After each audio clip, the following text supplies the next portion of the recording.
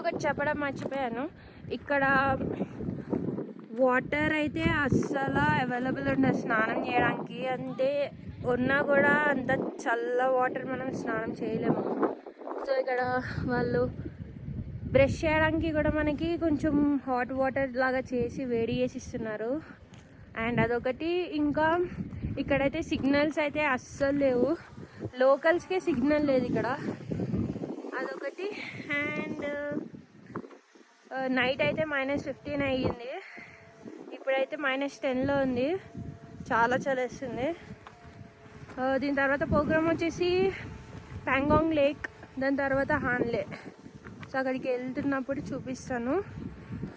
Awesome అంటే awesome ఉన్నాయి roads, ఒక్కొక్క టర్న్ ఒక్కొక్క బ్యూటిఫుల్ లొకేషన్. అసలు కొండల మధ్యలో నుంచి వచ్చాము ప్యాంగాంగ్కి, హాన్లే నుంచి. సో అది నేను లోపలికి వెళ్తా, ఫుల్ చలేస్తుంది, గాలే ఫుల్ చల్లగా వస్తుంది అసలు.